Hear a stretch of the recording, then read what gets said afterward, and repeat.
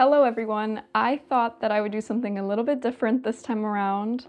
I asked you all for your questions regarding a Q&A. I've never done a formal Q&A here about my life on YouTube, so I thought it would be time to do one, as I was also just craving something a little bit more relaxed and chill this week for a video, so this was perfect. So the first question is, I'd love to hear the story of your families coming to America. First of all, my father is actually born in America, so it's really only my mother's coming to America. She was born in Central Asia, and then at some point during her young childhood, she moved to Bashkortostan, which is where my family is indigenous to, at least on that side of my ancestry, as we are Volga Tatars, which I've talked about a bunch of times in the past. So we're indigenous to the Volga-Ural region of present-day Tatarstan and Bashkortostan. My parents actually met and married in India way back in the early 90s. Eventually they moved back to America, which is where they had their children, myself included of course. But my Tatar grandmother actually came to America along with my Tatar step-grandfather and helped to raise me when I was a baby, and then a couple other times throughout my life as well. And we would go every year, sometimes I think even twice a year, to go and visit Bashkortostan. So I've spent a lot of time there, and I grew up in a very culturally diverse household. But I always kind of felt like a bit of an alien no matter where I lived, because I wasn't really American, and I also wasn't really a Tatar in a lot of ways either, because I wasn't born in that culture or raised in that culture in Tatarstan or in Bashkortostan. So because of that, a lot of the nuances of all of the cultures that I was raised in didn't always fully register with me, because basically my whole life was just built up of bits and pieces of all these different cultures, and I had to sort of amalgamate them into a way that worked well for me. For instance, a lot of the cultural practices that I had at my house growing up varied incredibly from a lot of my American friends. But I feel incredibly fortunate to have gone back to Bashkortostan so many times and to have had that deep connection with my Tatar family as well. I've mentioned in prior videos how I grew up lower income, and so my mother would actually save as much money as she possibly could to take us back to Bashkortostan every year.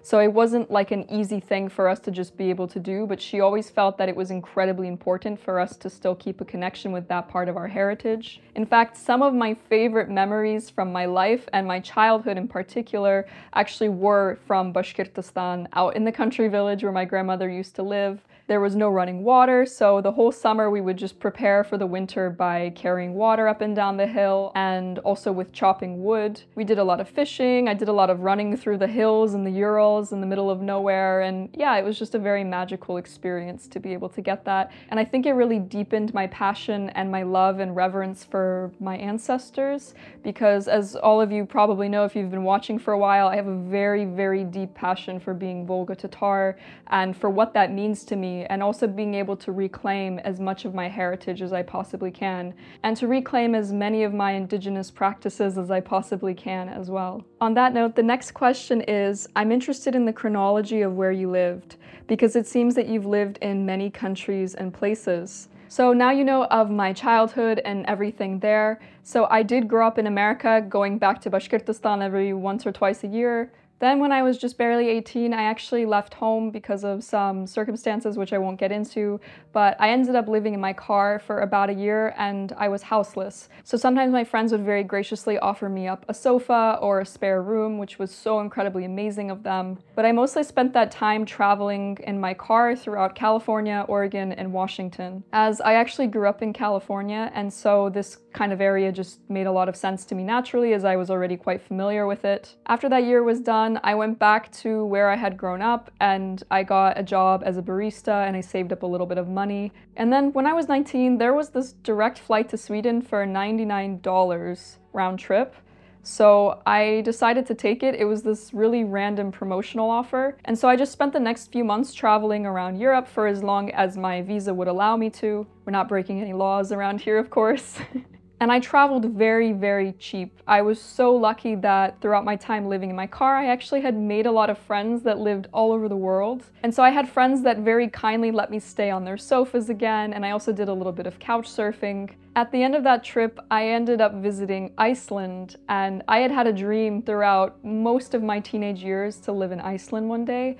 I absolutely loved a lot of Icelandic music growing up, like Björk and Sigur Rós, and all of these various artists. I remember I saw the documentary Heima when I was maybe like 15 or 16, and it just further solidified my love for Iceland and for the landscape, and I just wanted to see it so badly. So at the very end of that trip, I went around Iceland for about 10 days, and then I went back to Oregon and I worked for a little bit. And then I went back to Iceland and I visited there as a tourist for as long as I could on my Schengen visa. And then I went back to America, I worked a little bit more, I got all of my things in order. I found out a way to stay in Iceland long term with a very specific visa, which I actually got very fortunate about because it was just kind of a timing and luck type of thing. When I was moving, I literally left America with 2 suitcases, and that's how I went to Iceland. I ended up living in Iceland for about 4 years, and I moved there when I had just about turned 20, I believe. It's really hard to keep all my ages in line.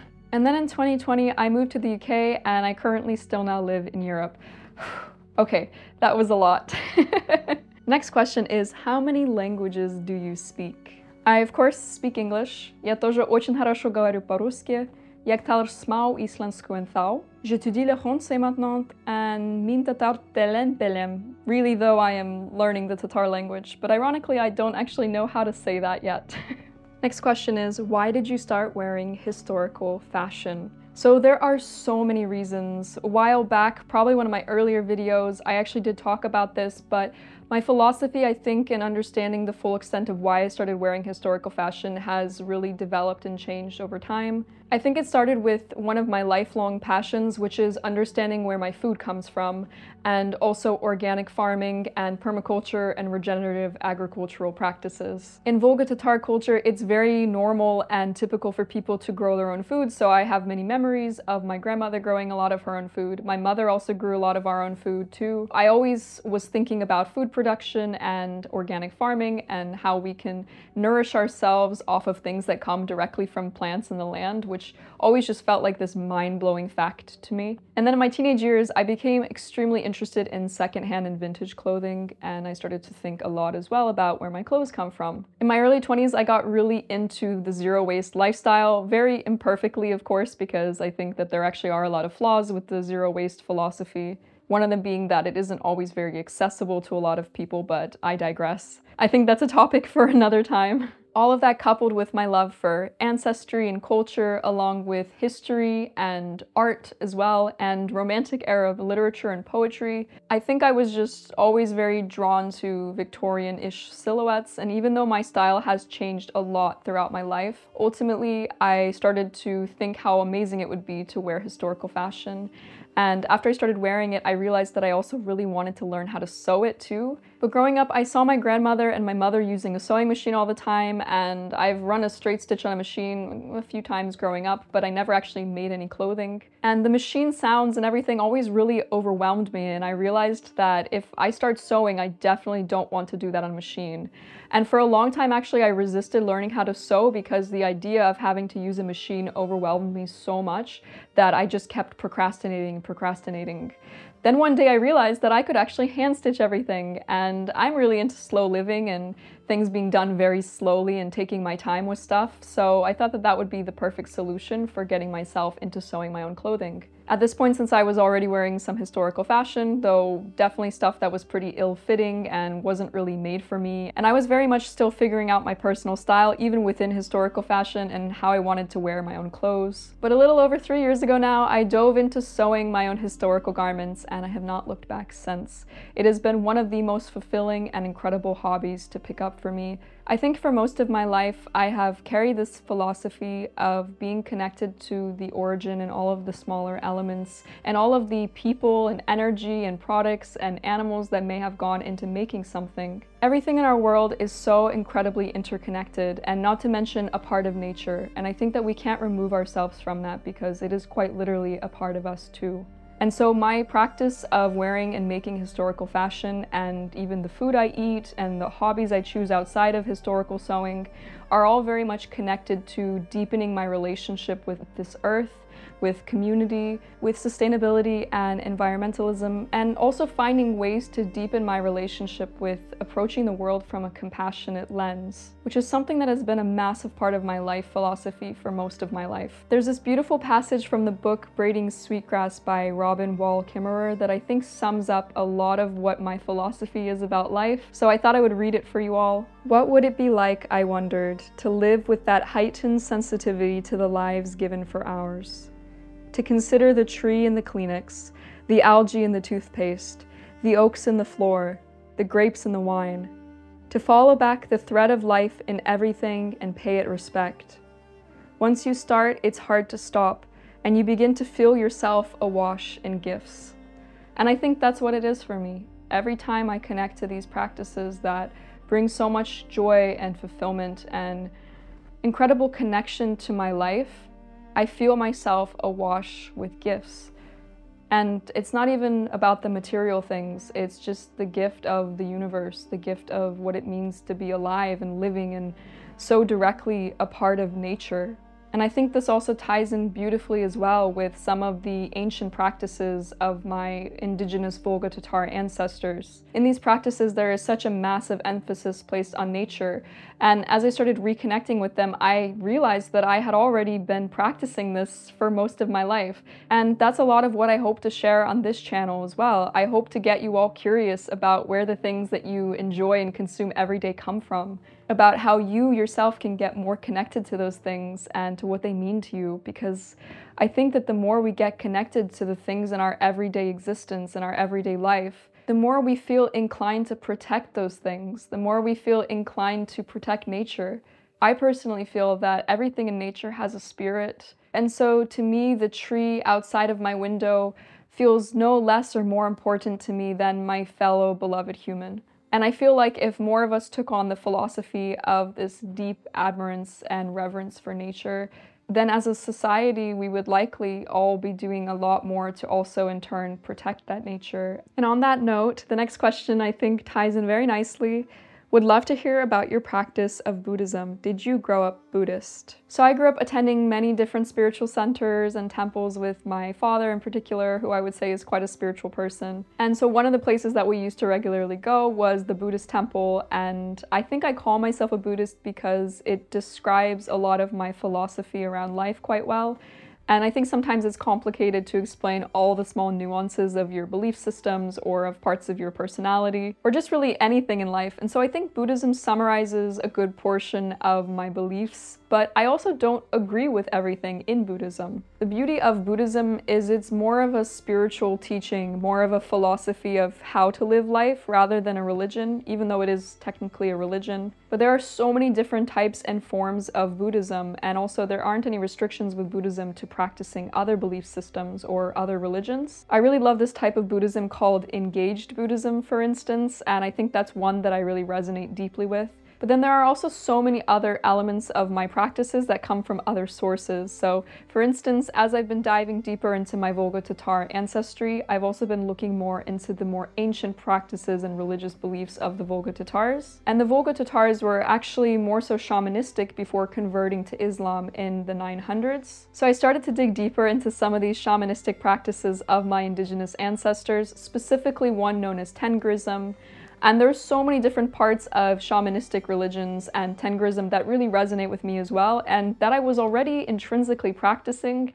So one of them, for instance, is ancestor worship. I very regularly pray to my ancestors, and often when I'm going through something difficult or hard, I actually utilize the strength that my ancestors can help provide me with, can help remind me of, to be able to get through some really difficult, challenging, and scary times in my life. Other things as well, like worshiping nature and animism, are a big part of a lot of shamanistic religions. And so I've kind of in my own belief systems amalgamated forms of engaged Buddhism and I guess shamanistic practices from my Volga Tatar ancestors long ago. But I still define myself as a Buddhist because I think that it ties a lot of my beliefs together neatly, so it's a much easier thing to be able to then communicate to others. I found this question to be really interesting as I'm also looking at my phone. How are your relationships with screen time? That's a very good question. I think anytime you work in social media or online, your relationships with screen time become a very difficult one. I have to utilize a lot of my tools to be able to mitigate my relationship with screen time. I don't always do the best job of it because so much of my work does depend on me being in front of a screen or in front of some form of technology. But I find that the more safe and content that I feel within my own body, the less time I spend seeking that external form of comfort or safety through screens or through online platforms. One element that does make it very hard for me to stay off screens completely on top of work is actually that a lot of my friends live quite far away. In fact, most of my very, very close friends live very far away in different places around the world. So in order to stay in touch with them and continue to nourish and grow and deepen our relationships, I really have to be in communication with them via the phone. Can I ask what sort of work you do and how you got into it? I don't only do YouTube, I also have a non-YouTube job. I saw that written somewhere a while back and I thought, yes, I have to use this from now on because day job just doesn't always make sense. But for my non-YouTube job, I do a few things. So partially I work as a content manager for a tech and marketing company, all remotely.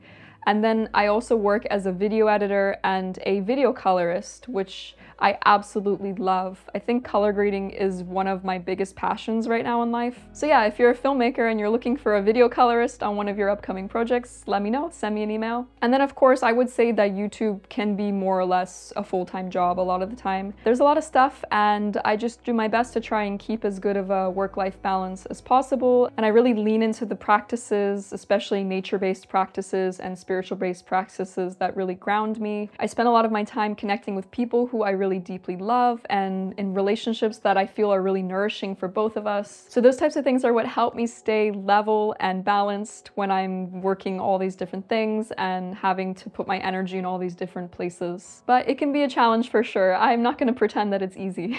I'm curious how professionally being a filmmaker of your life intersects with being present in your life. For example, how the filmmaking of your sewing process or your walks affects your ability to be mindfully present in your sewing process. I really love this question because it's something that I actually think about quite a lot.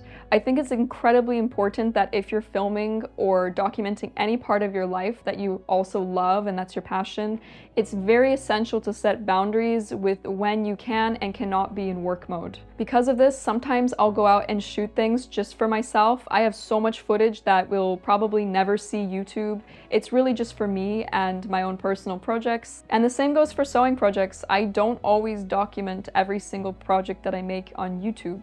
Okay, I do those year roundups where I'll maybe briefly show everything, but sometimes I make projects for myself and just for the fun of it. I also often share those ones with patrons because I don't really feel a lot of the time like Patreon is that much work. As in, it's of course work, but it's so much fun for me that I find it to just be like a quick glimpse into something that I'm personally working on and then sharing it with the lovely patrons over there who are supporting me. And then of course, I sometimes commit to these much larger projects which are generally filmed, and those ones for me are more like the work mode projects, even though I'm still of course enjoying the creative process as much as possible. Another way that I ensure that I'm more present in my life is to just do things in my life without any connection to technology. I like to go and do things outside and be in nature and not have a camera and not really even have a purpose for being out there.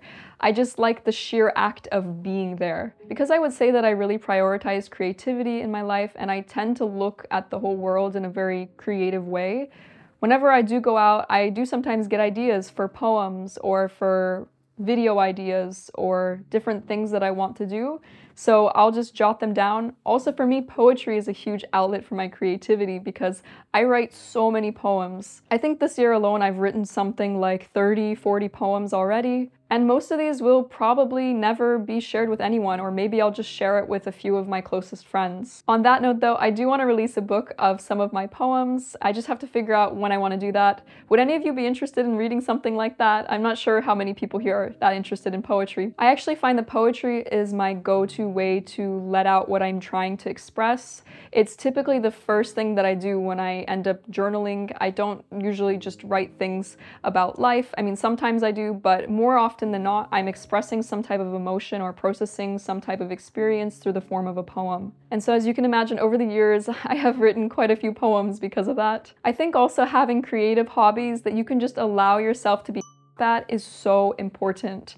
For me, that one was ceramics. I've barely done ceramics, but I've made so many things that I really love and treasure and I use around my house, which is so amazing to me. And ceramics is one of those things that I plan to never sell, to never make money off of. It's just for me solely and for my own creative expression. Do you have any tips on how to include historic dress in everyday life without a corset? I do, and I think the solution for myself has been to explore eras that are older than corsetry, and also to turn towards more adjustable garments like wrappers, for instance, if you're fond of the Victorian era. Also, if you're wanting to explore more or you already have deep ties with your ancestry, looking into the folk fashions of your heritage can also be a beautiful way, because a lot of folk costume doesn't involve corsetry. That's not to say all of it, because of course perhaps there could be something like that in some form of folk fashion around the world. But yeah, when it comes to historical fashion in a broad sense, corsetry is really a very small portion of what has existed throughout history. And there are so many older time periods and other regions throughout the world and even throughout Europe that didn't involve corsetry. Historical fashion can also absolutely be worn without corsetry. I think it's just a matter of finding what you feel best in and what works the best for you.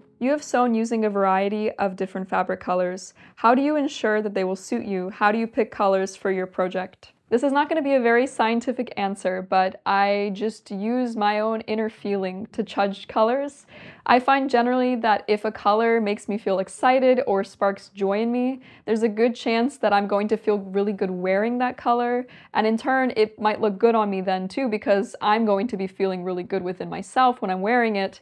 So I kind of have this idea that it's sort of like my inner confidence when I think of that color, or my own excitement for having that color will sort of then exude out onto my wearing of that color, if that makes any sense. And I think that having this philosophy has really allowed me to diversify the type of colors that I like to wear, and also the type of colors that I use to sew garments, because I'm not afraid to try all the bold choices, because I figure worst case scenario, then I've learned that that doesn't work for me, and then I can move on to the next project. Do you wash any of your clothes by machine, and if so, how is the fabric and your beautiful stitch work holding up?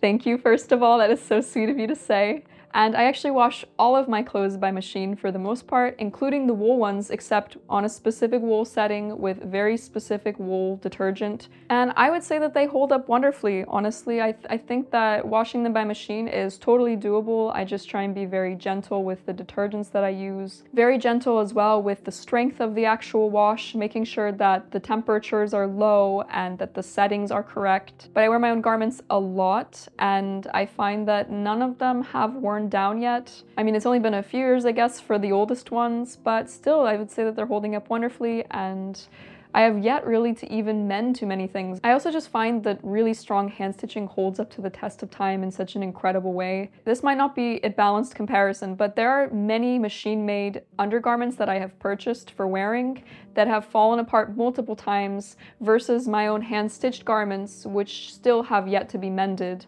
And I think that goes to show that machine sewing isn't always stronger than hand sewing, and in fact some forms of hand sewing I think can be far stronger than the machine. Obviously no hate to machine sewing, as I think any way that you want to sew is a perfect way to sew. It's just that personally I think that there's this myth around hand sewing being weak or fragile, and I've actually found that the truth is the opposite. How often do you have time to sew? As I mentioned earlier, I work quite a bit, and so I really have to make time to sew. Even if it's just 5 minutes or 10 minutes here or there, it's just something that I try and do as much as possible and in smaller increments. And sometimes when I have more time, like say I have a day off, then I'll spend a lot of the day sewing. And I found this with developing any skill or any hobby, you really have to block out time and commit to showing up. There are so many choices in our world of things that we can do, and we will not have time for all of them.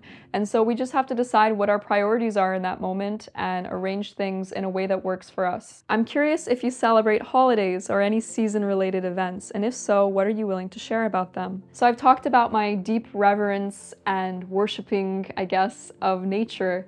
And so I would say that in some ways I try and celebrate nature nature like a holiday every single day. Because of this, however nature decides to show up for me in any present day is a gift. That's why no matter the season, I always feel incredibly grateful for whatever nature decided to show me that day, to provide us with that day. And I also love the transientness of nature and how every moment is very much fleeting, and that there's never going to be another moment in nature quite like this one. So I guess that's how I constantly celebrate nature as a form of a holiday. I also do this thing too where whenever I'm having a hard time in my life or grieving a lot, I ask different elements in nature to be able to contain or hold my grief for me.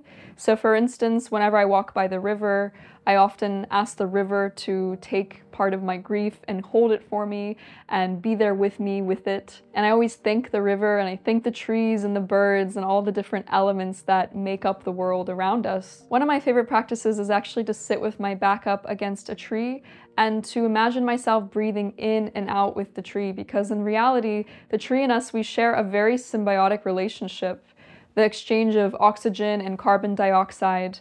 And so I find that by sitting against the tree and breathing with the tree and imagining the tree to have this lifelike spirit, it actually helps to regulate my nervous system, and I end up feeling so much calmer, much like it would be to co-regulate with another human being, for instance. So as much as I love the equinoxes and the solstices, and I really do love to see them as these milestones and markers for these bigger celebrations of nature, I also try to remember to just celebrate nature and have these nature-based practices in every day and in every moment. Because I find that by doing so, I am always reminding myself that even when things in the world feel really scary or really hard, or if life is throwing a bunch of very difficult circumstances and events your way, nature is always there to hold us, is always there to be with us, to take care of us. And it is our job in turn to do the same towards nature. Long-winded answer, but yeah, that's what I do. How long have you been a musician, and what genre, era, style do you specialize in? So I've been performing as a singer since I think I was 11 or 12, and so when I was a kid I would actually perform some musical events and sing for them. A lot of people think I'm a classical singer or a choir singer, but I'm actually not. I personally don't sing classical music, and nothing against it, of course. I think it's very beautiful. It's just a very different style and technique of singing. I started taking vocal lessons when I was about 10 or 11 years old, and I had the most amazing vocal teacher growing up. Her and I are still friends to this day, and she means so much to me. She completely revolutionized and changed my world. I think she was one of these pillars in my life of sort of this beacon of light, someone who I could always turn towards to be there for me. And I just love and appreciate her so much for everything that she taught me and just all the ways that she's shown up for me in my life. My own genre and style is that I used to perform as a jazz singer professionally and also doing some more folk type stuff with a duo with one of my friends. I was actually gigging quite a bit at some points in my life, but of course with the pandemic I stopped everything. I do, however, have most of an EP recorded now for the past 5 years. It just needs to be finished. So I'm currently saving up the last little bits of funds to be able to finish that and release it hopefully next year. That's what I'm aiming for. But of course, it just all depends on my financial situation. And that EP is a mix of, I would say, elements of folk, electronic, some orchestral elements, some choir-like elements, lots of layered vocals. And it's very lyric heavy because I come from that poetry background. A lot of my writing of songs is also, I think, quite poetic. And so I try and be very descriptive with the lyrics and with setting the scene. I think that also is part of being a filmmaker. A lot of the ways that I write happens to be kind of scene-like, almost like you could film that exact poem in a movie or something and it would make sense. So yeah, my music is just a big mix of all of that stuff, and I really want you all to hear it soon. That would be great. Thank you so much for listening to this Q&A, and I hope it provided some deeper insight into my background and into my life. And I'm so grateful to you all for being here and for watching this channel. It's amazing to me how much it has grown over the past few years. I'm so deeply appreciative of all of your continued support and for just supporting me as an artist and as a fellow creative person. I have a lot of really exciting projects that are coming up in the future and that I'm planning, and some that I'm also working on. But yeah, thank you so much for watching and for listening, and I will see you in 2 weeks for another video.